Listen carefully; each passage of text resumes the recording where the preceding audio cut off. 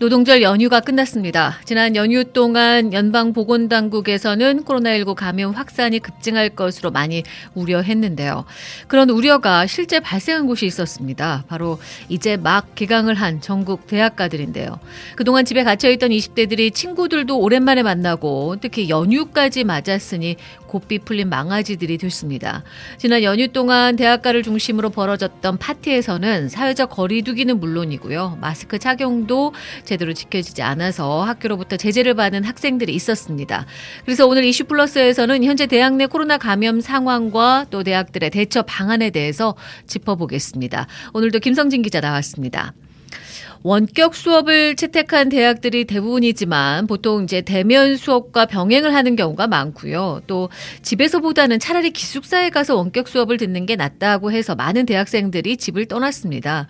부모 입장에서는 보내놓긴 했는데 그래도 아이들 걱정이 될 수밖에 없을 텐데요. 이런 걱정이 현실이 된 사건이 지난 주말 발생했죠. 네, 먼저 뉴욕대가 신종 코로나 바이러스 감염 지침을 위반한 학생 20여 명을 정학 처리하는 일이 벌어졌는데요. 뉴욕대는 지난 5일 트위터를 통해서 이런 내용을 밝혔습니다. 하지만 정학 사유에 대해선 자세한 설명을 하지 않았고요. 다만 다음 차례가 되지 말아달라는 당부를 남겼습니다.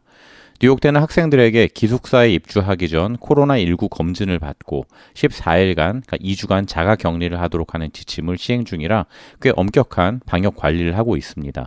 그런데 이날 뉴욕대의 정학 처리 발표와는 상관이 있는지 모르겠지만 같은 날인 5일 밤 뉴욕대가 밀집해 있는 워싱턴 스퀘어 파크에서는 수백 명의 젊은이들이 분수대 주위에 모여서 마스크도 쓰지 않은 채 파티를 벌이는 동영상이 퍼지면서 논란이 되기도 했습니다. 저도 그 동영상 봤는데 거의 대부분 사람들이 가까이 서서 마스크도 쓰지 않은 채로 술에 취한 채 그렇게 파티를 하고 있더라고요. 이렇게 파티를 벌인 대학이 또 있었죠. 네, 보스턴에 있는 노스이스턴 대학교인데요. 지난 4일 임시 기숙사로 사용 중이던 호텔방에서 신입생 11명이 모여서 파티를 열었는데요. 학교 측은 이들 11명에게 학비 환급 없이 캠퍼스를 떠나라는 통보를 한 상태입니다. 가을 학기 학비인 36,500달러를 돌려받지 못한 채 이 학생들은 이번 학기 수업을 들을 수 없게 됐고요. 대신 다음 봄 학기에 복학되는 것은 허용된 상태입니다. 그런데 이런 학교 측의 대응에 대해서도 비판의 목소리가 있습니다. 앤서니 파우치 국립 알레르기 전염병 연구소 소장이 나서서 추가 발병 사태가 있을 수 있으니 학생들을 집으로 돌려보내지 말라고 대학 측에 권고했다고 합니다. 젊은 학생들은 우리는 코로나19에 걸려도 이겨낼 수 있다 이런 믿음이 있는 것 같더라고요. 그래서 더 방역에 소홀하다는 생각이 드는데 문제는 방금 말씀하셨던 것처럼 그 대학생들을 통한 가족이나 이웃들의 2차 감염 아니겠습니까? 실제 대학가를 중심으로 그 지역 전파가 심각한 상황 아닌가요? 네, 현재까지 미국 내 1,000개 이상의 대학 캠퍼스에서 5만 1,000건 이상의 코로나 바이러스 감염 사례가 보고되고 있습니다. 지난 6일 뉴욕타임즈가 보도한 내용을 보면요. 대학생들이 그 지역 인구의 최소 10%를 차지하는 미국 내 203개 카운티를 대상으로 조사한 결과입니다. 이들 카운티 중 절반 정도가 지난달 1일 이후 몇 주 동안 최고치의 확산세를 기록한 것으로 나타났습니다. 뉴욕타임즈는 아이오와 대학교가 있는 아이오와주, 아이오와시티를 대표적 사례로 소개했는데요. 아이오와 대학교는 코로나19 확산의 여파로 예산이 7,500만 달러가량 부족해지면서 학생 수천 명을 캠퍼스와 주변 생활권으로 다시 불러들였습니다. 이 대학은 출석 수업을 25%로 축소하는 등 방역 대책을 시행했지만 이렇게 쏟아져 들어오는 학생들은 마스크를 턱에 걸친 채 길가나 시내 술집을 가득 메웠고 시 당국의 마스크 지침을 따르지도 않았다고 합니다. 텍사스 A&M 대학이 있는 텍사스주 브레저스 카운티는 지난달 마지막 주에 신규 확진자 742명이 나와서 최악의 한 주를 기록했고요. 이스트 캐롤라이나 대학이 있는 노스캐롤라이나주 피트 카운티도 같은 주에 신규 확진이 800여 건이나 폭증하는 사태를 겪었습니다. 워싱턴 주립대가 있는 워싱턴주 위트먼 카운티, 아이다호 대학교가 있는 아이다호주 레타 카운티, 일리노이 주립대가 있는 일리노이주 맥린 카운티 등도 감염자 폭증에 현재 곤욕을 치르고 있습니다.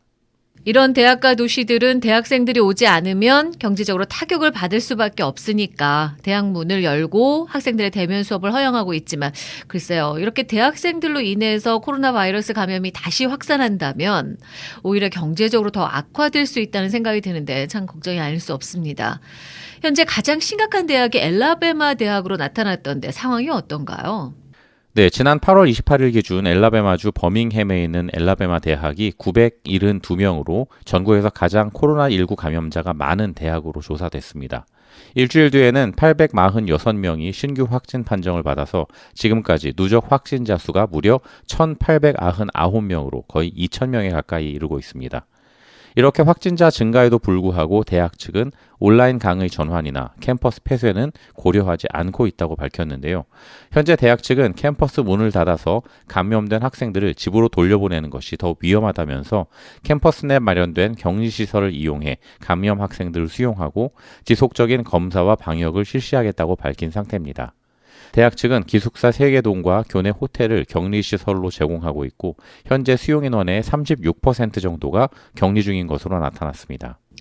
36%가 격리 중이라는 거는 학생의 3분의 1이 코로나19에 감염됐다는 건데 차라리 캠퍼스를 폐쇄하는 게 낫지 않을까 싶지만 그렇게 되면 또 학생들이 전국 각지에 있는 자신들의 집으로 흩어지게 되니까 더 큰 감염 확산을 발생시킬 수 있다는 그런 우려가 있는 거군요. 그래서 대학들도 처음에는 대면 수업을 하겠다고 했다가 점점 원격 수업으로 입장을 선회하고 있다가 하던데 대학들의 방역 상황은 어떤가요? 네, 우선 하버드대학교, MIT, 또 예일대학교는 계약을 맺고 이틀마다 5,000명의 학생들을 대상으로 코로나19 검사를 시행하고 있습니다. 또 모든 학생들은 2주 간격으로 코로나19 테스트를 받도록 하고 학생들의 동선 추적 프로그램을 가동한다는 계획입니다. 하버드대는 가을 학기 동안 최대 40%의 학생이 캠퍼스에 거주할 계획인데요. 이에 따라 학교 측은 기숙사에 거주하는 학생들에 대해서 3일마다 코로나19 검사를 시행하고 있고요. 최대 250명을 수용할 수 있는 격리시설도 마련됐습니다. 하지만 감염병 재확산을 겪은 많은 학교들은 빠르게 정책을 선회하고 있습니다. 노틀담대와 노스캐롤라이나 대학교, 채플힐 캠퍼스는 개강을 미루거나 대면 수업을 전면 중단하고 원격 수업으로 전환하기도 했고요. 미시간 주립대는 이번 가을 학기 기숙사에 입소할 예정이었던 학생들에게 그냥 집에서 머물라고 하면서 대면 수업 과정을 비대면으로 되돌렸습니다. 특히 이번 레이버데이 연휴를 보내면서 여러 대학들이 원격 수업으로 방향을 전환했는데요. 그 이유가 여러 소셜미디어에서 학생들의 파티 개최 소식이 올라오면서였습니다. 우선 웨스트버지니아 대학은 오늘부터 오는 25일까지 모든 학부생들의 수업을 온라인으로 실시한다고 밝힌 상태고요. 이외에 많은 대학들이 연휴 이후 학생들의 감염 여부를 파악한 뒤에 대책에 나설 것으로 보입니다. 지난 봄처럼 또다시 대학들이 문을 걸어 잠그는 사태가 벌어지지 않을까 싶은데 이젠 이미 대학에서 감염 상황에 노출된 학생들을 무조건 집으로 돌려보낼 수도 없고 대학 입장에서는 여러 가지로 난감한 상황이 이어질 것 같습니다. 미국의 경우는 아니지만 아르헨티나에서는 한 대학 교수가 온라인 강의 중에 학생들을 보는 앞에서 코로나 바이러스 감염으로 사망하는 사건이 발생했더라고요. 네, 아르헨티나 엠프레사 대학의 국제정치학과 교수였던 46살의 파올라 데 시모네 교수인데요. 지난 2일 원격 화상 수업 도중에 약 40여 명의 학생들이 지켜보는 가운데 사망했습니다. 데시모네 교수는 수업 도중에 숨을 가쁘게 몰아쉬다가 말이 안 나온다는 말을 남긴 직후에 숨진 것으로 전해졌는데요. 이 교수는 코로나19 경증 환자로 분류돼서 자가격리 중이었다고 합니다. 숨지기 전에 트위터에 코로나19 증상이 수주간 지속되고 있으며 차도가 없다고 적었다고도 합니다. 정말 안타까운 소식인데요. 미국에서도 많은 교사들이나 교직원들의 사망 소식이 나오고 있어서 이런 일이 얼마든지 우리 주변에서도 발생할 수 있다고 보거든요. 요즘 뉴욕이나 뉴저지 모두 감염자가 줄고 있는 추세라고는 하지만 대학가를 중심으로 다시 확산이 증가할 가능성 충분히 있어 보입니다. 날씨도 좋고 얼마나 친구들과 어울리고 싶겠습니까? 하지만 각 대학들 더욱 철저하고 엄격한 방역 실시해서 2차 유행의 진원지가 대학이 되는 건 막아야 하지 않을까 싶습니다. 오늘 이슈 플러스에서는 현재 대학 내 코로나 감염 상황과 또 대학들의 대처 방안에 대해서 짚어봤습니다. 지금까지 김성진 기자였습니다.